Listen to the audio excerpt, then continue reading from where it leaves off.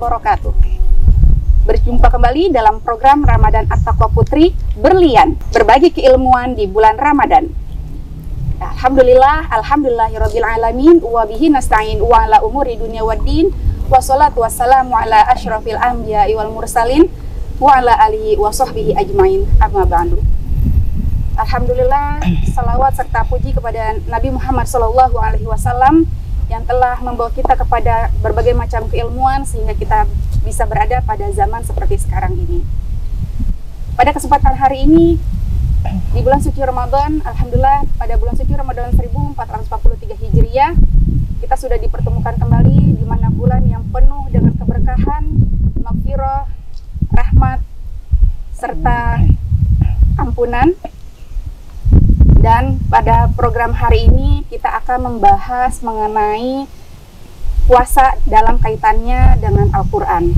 Oleh karena itu di samping saya sudah hadir Ustazah Ade Nailul Huda, ya, Ibu Ustazah Haja Dr. Ade Nailul Huda yang akan menyampaikan. Ya, di sini kita akan berbincang-bincang bagaimana puasa kaitannya dengan Al-Quran. Ya.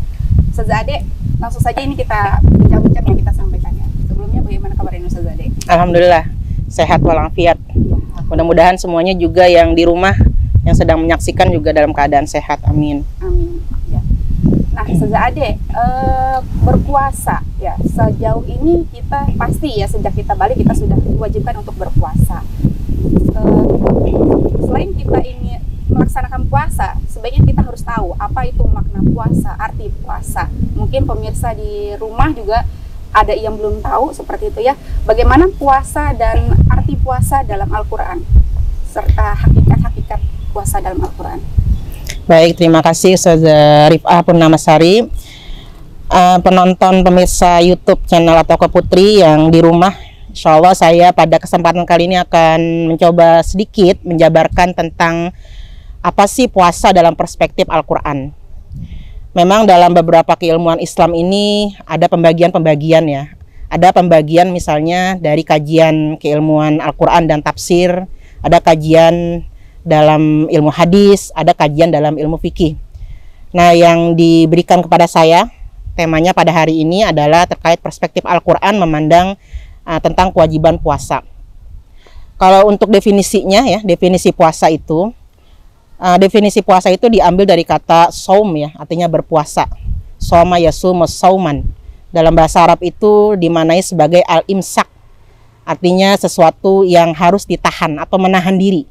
Maka dalam berpuasa ini memang kita diperintahkan untuk menahan diri dari makan, dari minum, dari berhubungan seksual, dari melakukan perbuatan dosa seperti membicarakan orang lain, atau mungkin mencuri, atau mungkin menonton yang tidak baik, atau bahkan dari hal-hal yang mubah yang diperbolehkan, tapi sebenarnya tidak ada faedahnya. Tidak boleh terlalu banyak melakukan hal tersebut. Misalnya tidur secara berlebihan, atau misalnya bermain gadget ya secara berlebihan, sehingga kemudian ketika orang sudah bisa al-imsak, menahan diri dari hal tersebut, maka itu sudah bisa dikatakan puasa. Karena itu memang ada ya dalam hadis ya dikatakan berapa banyak orang berpuasa tapi tidak ada yang dia dapatkan kecuali lapar dan haus, karena dia hanya menghentikan imsaknya itu menghentikan dari makan dan minum serta berhubungan seksual, tapi kegiatan-kegiatan lainnya tidak dia lakukan. Kira-kira begitu Ustazah Sari. Kemudian ini secara definisi ya. Lalu bagaimana tentang dalil yang mewajibkan puasa? Baik, di dalam Al-Quran dalil terkait dengan puasa itu ada dalam surat Al-Baqarah ayat 183 sampai 187. Mungkin nanti pemirsa bisa melihat di rumah ya, membaca Al-Qurannya. A'udzubillahi minasyaitonirrajim. Bismillahirrahmanirrahim. Ya ayyuhalladzina amanu kutiba alaikumus siyamu kama kutiba alal ladzina min qablikum la'allakum tattaqun. Itu adalah ayat pada surat Al-Baqarah ayat 183 yang mengabarkan tentang adanya kewajiban berpuasa yang diwajibkan kepada umat Islam. Namun sebenarnya kewajiban tersebut juga telah dilakukan oleh umat-umat yang terdahulu. Mungkin izin saya sekalian menjelaskan sejarahnya ya Ustazah ya. Baik. Sebenarnya dalam ayat ini disebutkan wahai orang-orang yang beriman. Nah, di sini Allah memanggil orang-orang yang berpuasa itu dengan kata-kata yang sangat mesra, yaitu ya ayyuhalladzina amanu. Al-Qur'an memanggil wahai orang-orang yang beriman. Kemudian Al-Qur'an mengatakan telah diwajibkan atas kamu berpuasa sebagaimana diwajibkan kepada orang-orang yang sebelum kamu.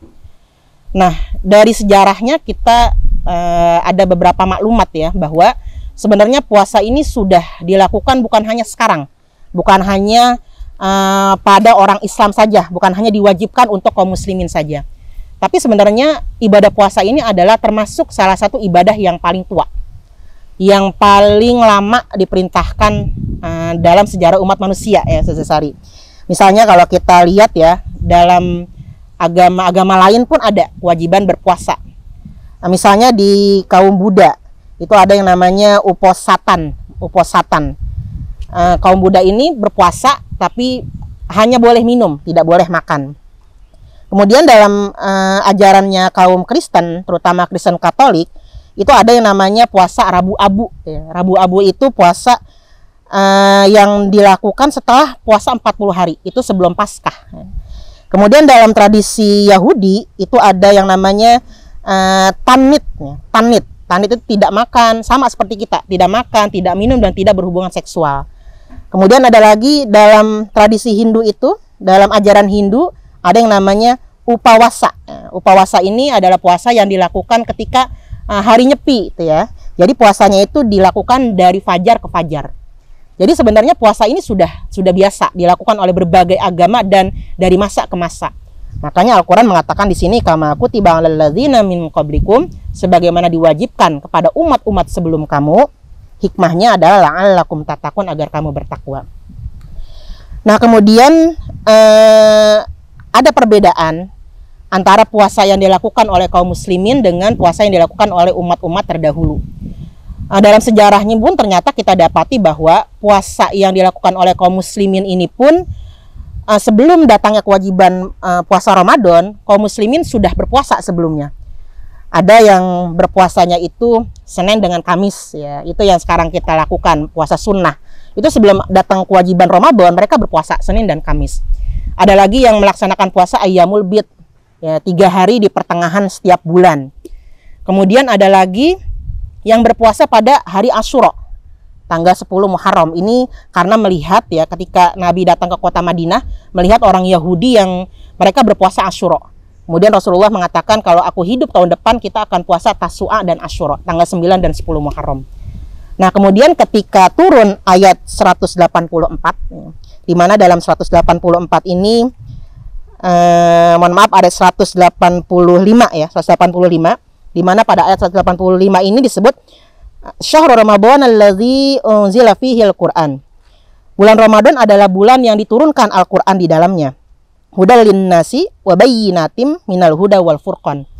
Yang pada bulan itu Al-Qur'an diturunkan sebagai petunjuk bagi manusia dan sebagai pemberi petunjuk.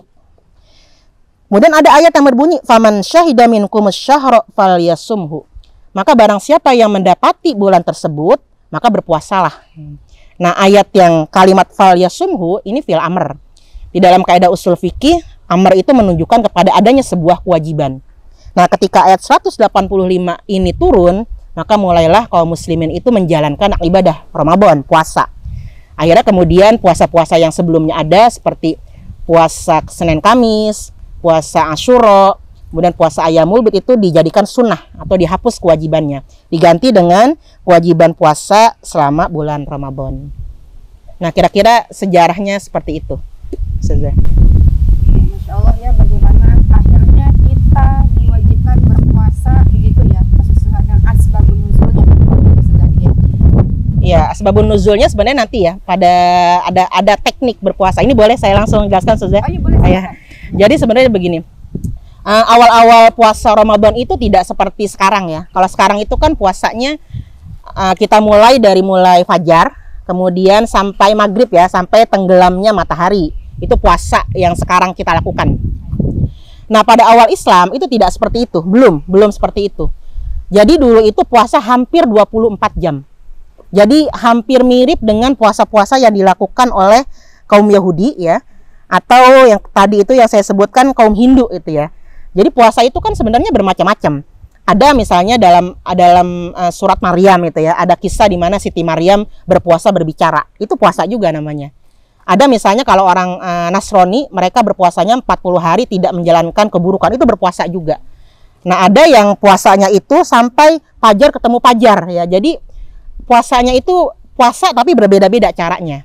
Nah, awalnya dalam Islam itu juga belum ada ketentuan yang mewajibkan seperti apa sih puasa. Ya. Puasa itu dari mulai fajar sampai terbenamnya matahari. Jadi kaum muslimin itu masih berpuasa hampir 24 jam. Jadi ketika mereka berpuasa ya, berbuka puasa, itu mereka tidak boleh tidur atau tidak boleh makan. Kalau sudah lewat Isya itu mereka akan puasa kembali. Jadi dulu itu puasanya tidak seperti sekarang ya. Dulu itu hampir 24 jam. Jadi waktu makan itu hanya dari maghrib sampai Isya. Makanya ada sebuah kisah ya, Qais bin Shirman al-Ansori, salah seorang Ansor kaum Madinah ya, di mana beliau ini adalah seorang petani. Nah, ketika dia pulang dari ladangnya, dia bertanya kepada istrinya, ada tidak makanan yang bisa kita makan untuk berbuka? Kemudian kata istrinya, karena tidak ada apa-apa, kata istrinya, saya akan mencari makanan dulu keluar. Dan ternyata ketika istrinya kembali ke rumah, si Qais ini sudah tidur, saking capeknya ketiduran. Kata istrinya, celaka kamu, kenapa kamu tidur padahal kamu belum makan? Kenapa? Karena ketika dia tidur sudah lewat Isya, berarti dia harus berpuasa kembali. Akhirnya kemudian besoknya dia berpuasa ya, dia langsung lanjut puasa tanpa berbuka, tanpa bersahur. Besoknya ketika dia sedang bercocok tanam, bertani, dia pingsan.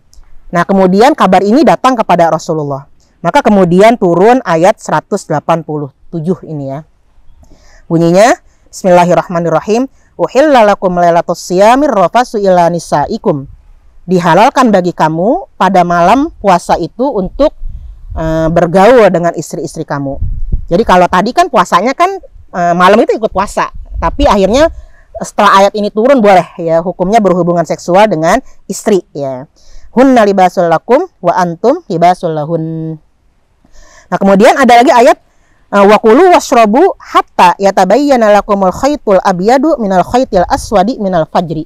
Makanlah, minumlah sehingga nampak benang yang putih dari benang yang hitam dari fajar. Jadi setelah ada turun ayat ini 187 karena ada peristiwa Qais bin Shirmah itu ya. Akhirnya kemudian puasa kita itu jadi dimulainya itu fajar ya, setelah imsak sampai kapan? Sampai maghrib. Jadi enggak hampir 24 jam seperti yang pertama tadi ya. Jadi mulai 187 ini ada ketentuan, ada rukhsah, ada aturan ya, aturan-aturan terkait kapan berbuka, kemudian kapan sahur, kapan berbuka puasa. Itu pada ayat 187. Nah, ini ada yang menarik Ustaz Sari ya, di mana dalam setelah ayat ini turun, itu ada lagi salah seorang sahabat bernama Adi bin Hatim. Di mana kan tadi ya ayat yang saya bacakan itu berbunyi wakulu washrabu, makanlah, minumlah hatta yatabayyana lakumul khaytul abyad, sehingga jelas benang yang putih dari benang yang hitam. Nah, Adi bin Hatim ini karena tidak memahami apa sih makna benang putih dari benang hitam, akhirnya sebelum tidur beliau meletakkan dua benang, ada benang putih, ada benang hitam. Nah, itu sepanjang malam dilihatin sama dia. Kira-kira nih yang jelas ini yang hitam apa yang putih? Berarti kalau misalnya yang putih udah nggak boleh makan, kalau yang hitam masih boleh makan begitu.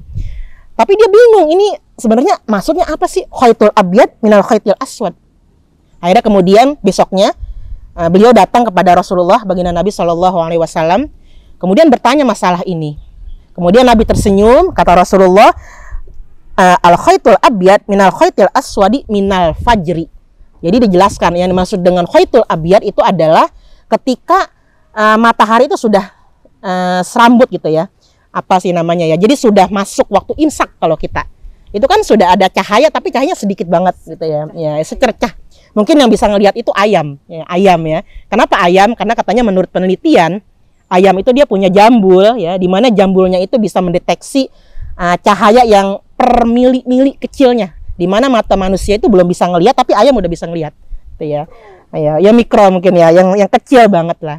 Nah, itu akhirnya setelah itu sudah jelas ya bahwa perbedaan puasa kaum muslimin dengan yang lainnya itu adalah kita dimulai puasanya itu setelah waktu subuh ya, atau supaya lebih ininya imsak lah ya, karena takutnya kita makan terus nggak taunya udah waktu subuh. Jadi imsak sebaiknya berhenti.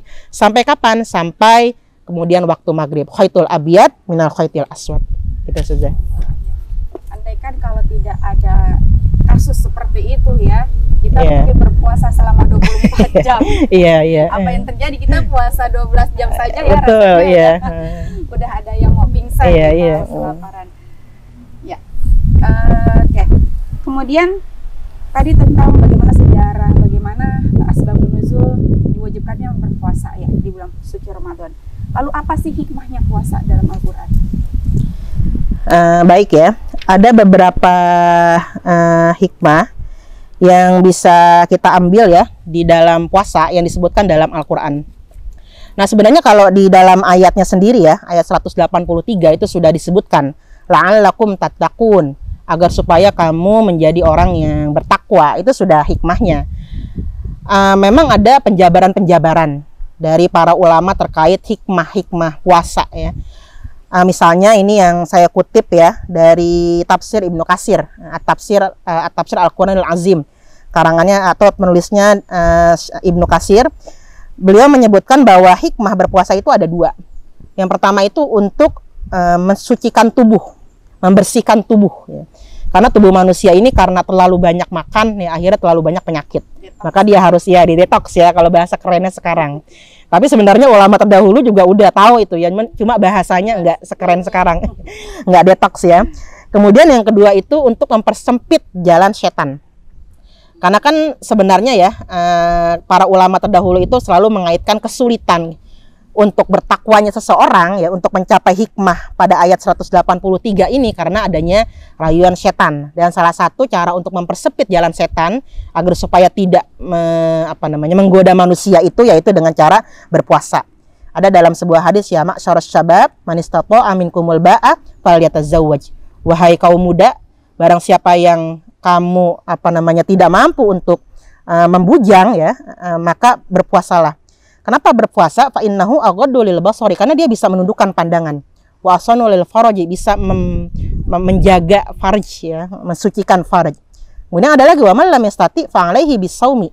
Kalau yang tidak mampu seperti itu maka berpuasa. Jadi kalau yang belum mampu menikah tapi dia sudah ada dorongan-dorongan, fa alaihi bisaumi, berpuasa. Kenapa? Fa innahu lahu ijaun, karena dia itu adalah benteng. Kalau orang berpuasa itu syahwatnya bisa lebih terendam gitu ya. Kemudian ada lagi misalnya dari tafsir Kemenak ya. Di situ disebutkan puasa itu dia mendidik jiwa, kemudian mengendalikan hawa nafsu, kemudian salah satu yang membedakan manusia dengan hewan itu salah satunya adalah ibadah puasa. Kalau hewan tentu saja tidak bisa lah kalau disuruh puasa ya. Nah kita yang manusia ini yang berakal yang berpuasa.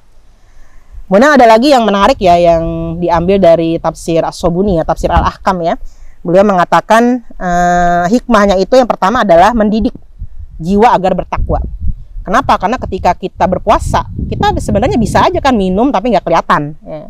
Tapi kita nggak lakuin itu. Kita bisa aja misalnya makan, kemudian apa gitu ya, nggak kelihatan, tapi kita nggak ngelakuin itu ya. Atau suami istri bisa aja diam-diam di kamar, tapi kita nggak ngelakuin itu. Itu melatih untuk bertakwa.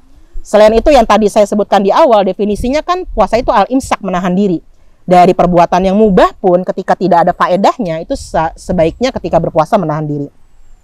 Kemudian yang kedua, melatih kesabaran.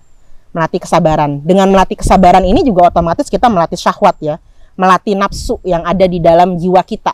Karena kan manusia itu dia punya banyak nafsu ya, ada nafsu mutmainnah yang tenang, ada yang al-ammaratu bisu yang mengajak kepada keburukan.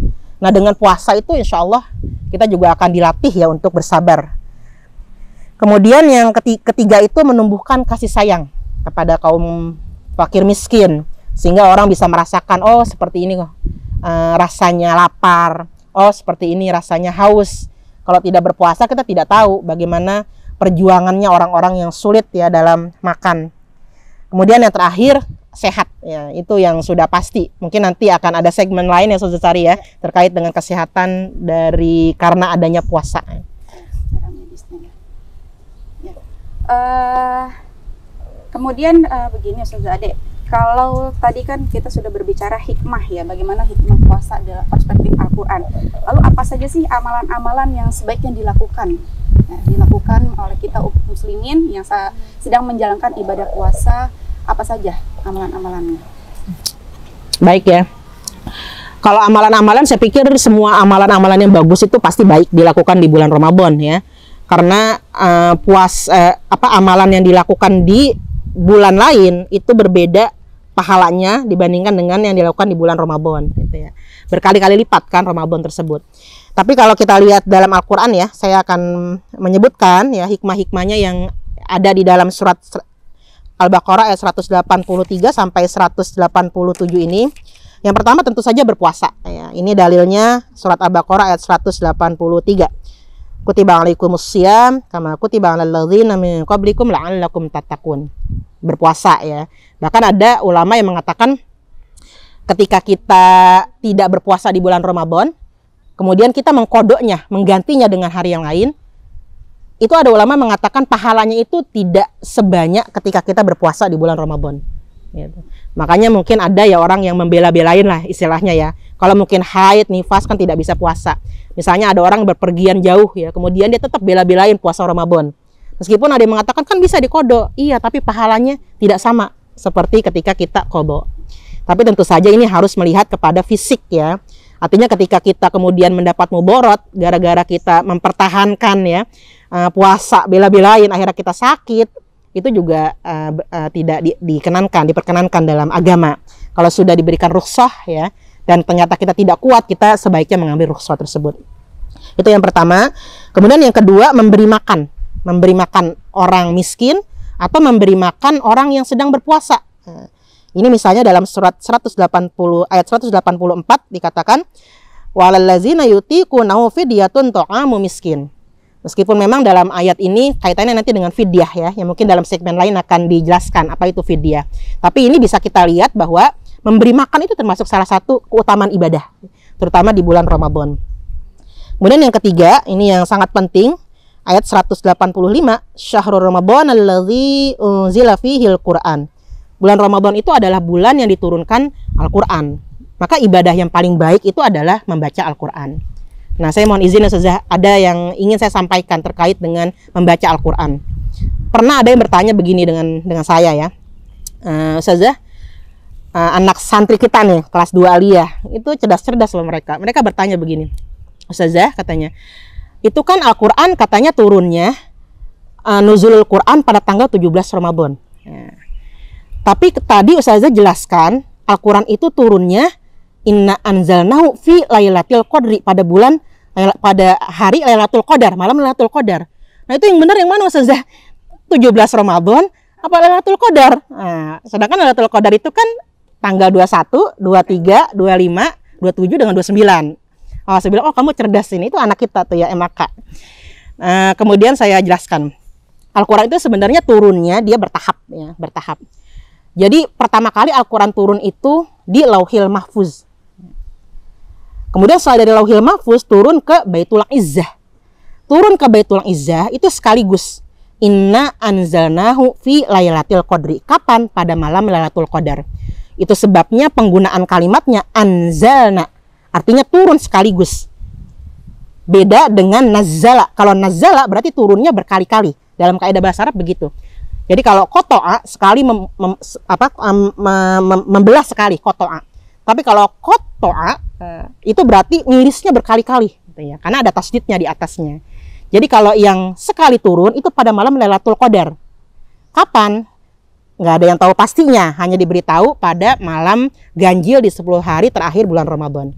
Nah, sedangkan yang turun pertama kali kepada Nabi Muhammad dari Baitul Izzah ke Nabi Muhammad, yaitu surat Al-Alaq, turun pertama kalinya itu pada tanggal 17 Ramadan. Itu yang biasa kita peringati sebagai malam nuzulul Quran. Gitu ya. Jadi itu jawabannya kenapa kok ada berkali-kali turun ya. Dan itu anak kita bertanya kemarin seperti itu, saya ingat. Ya, kemudian amalan yang lain tadi membaca Al-Qur'an, ada lagi walitukabbirullaha ala ma hadakum, bertakbir. Makanya ini kalau kita selesai berpuasa ya Ustazah Sari ya, itu kan biasanya kita takbiran tuh ya. Kalau zaman saya dulu pakai obor itu kemana-mana takbiran. Ada perintahnya. Iya, walitukabbirullaha ala ma hadakum, supaya bertakbir kita. Makanya takbir itu ada dalilnya di dalam Al-Qur'an, ya, tidak usah dilarang-larang. Kemudian wala'allakum tashkurun, dengan memperbanyak bersyukur kepada Allah, ya. Nah, bersyukur ini dengan kita bersilaturahim, nanti ada kewajiban zakat fitrah, mungkin akan dijelaskan pada segmen yang lainnya dan sebagainya. Kemudian yang keenam, sahur. Ini ayatnya wakulu washrabu hatta yatabayyana lakumul khaitul abyad minal khaitil aswad minal fajri. Ada kalimat makanlah, minumlah, berarti kita ya sahur itu ada keutamaannya. Ya, dalam hadis pun disebutkan seperti itu. Sahur dan berbuka puasa, ya. Jadi jangan tidak makan karena diet, sekalian diet, tidak sahur, tidak berbuka. Kemudian yang ke-8 beritikaf, i'tikaf. Ayat 187, wa antum aakifuna fil masajid, beritikaf di 10 hari terakhir ya di bulan Ramadan. Ini kalau di At-Taqwa Putri biasanya santri kelas 3 aliyah mereka beritikaf itu dengan kaum ibu. Jadi mereka belajar bagaimana berinteraksi dengan masyarakat, ibadahnya juga bukan seperti yang biasa ya, yang wajib-wajib saja. Ada yang puasa, ada yang sholat sampai 100 rakaat itu ya pada hari Kamis kalau nggak salah. Iya. Jadi kemudian mereka khataman 3 hari sekali. Kalau dulu seingat saya dari Al-Maghfur Laki Haji Nur Ali itu mengatakan ya, kenapa anak-anak santri 3 aliyah di At-Taqwa Putri itu wajib untuk i'tikaf. Jadi katanya ketika mereka masuk ke sini ke At-Taqwa Putri, mereka dalam keadaan bersih. Malah banyak yang belum haid ya, banyak yang belum uzur. Jadi belum ada dosanya. Nah, kami ingin dari pondok ketika mereka nanti pulang ke rumah, dipulangkan ke rumah orang tuanya dengan keilmuan yang sudah mereka dapati di sini, itu pun dalam keadaan yang bersih. Karena dosanya sudah habis ketika mereka i'tikaf gitu ya. Itu dulu Pak Kiai Nur Ali begitu. Maka sunnahnya kelas 3 aliyah itu ada kewajiban i'tikaf di sini. Kemudian yang terakhir itu banyak sholat, memperbanyak sholat, termasuk sholat tarawih. Di sini ada kalimat wa antum aakifuna fil masajid. Al-masajid ini asal katanya maksudnya adalah masjid ya. Tapi makna al-masajid sebenarnya adalah tempat sujud dari kata sajadah. Berarti kan kalau sujud itu artinya sholat. Itu mungkin ya 9 ya yang ada di dalam Al-Qur'an. Hikmah dari berpuasa. Oh, hikmah amalan ya, Sezaya amalan ya. Jadi alangkah sayang sekali ya kalau kita melewati bulan suci Ramadan ini hanya dengan tidur, betul, ya, betul. menyanyiakan bulan suci yang pahalanya katanya berkali-kali lipat. Betul. Makanya mungkin untuk di santri kita ya, selain warga 3 aliyah juga anak-anak selain 3 aliyah itu kami upayakan paling tidak 1 minggu lah di pondok. Untuk apa? Agar mereka itu ibadahnya betul-betul, baca Qur'annya betul-betul, kemudian sholawatnya betul-betul, kemudian nanti ada bimbingan keilmuannya betul-betul di bulan Ramadan. Jadi tidak banyak bermain gadget atau tidur di rumah ya. Makanya ada 1 minggu diwajibkan Ramadan di sini. Kalau tidurnya orang berpuasa berpahala. Tapi kan tidak berfaedah, iya. Karena banyak tidur juga kan bisa mengurangi produktivitas. Iya, ya. betul. Jadi alangkah baiknya 1 bulan ini mari sama-sama kita berlomba-lomba untuk meningkatkan amalan-amalan ibadah kita. Ya, karena semua akan mendapatkan ganjaran pahala yang luar biasa. Ya, tadi sudah disampaikan oleh Ustazah Ade apa saja amalan-amalan yang sebaiknya kita lakukan di bulan suci Ramadan. Ya, terima kasih banyak Ustazah Ade sama-sama. atas materi sama-sama Al-Quran ya. Sekian program Ramadan At-Taqwa Putri pada pertemuan hari ini di program Berlian, berbagi keilmuan di bulan Ramadan. Sampai bertemu pada program berikutnya. Wassalamualaikum warahmatullahi wabarakatuh. Waalaikumsalam warahmatullahi wabarakatuh.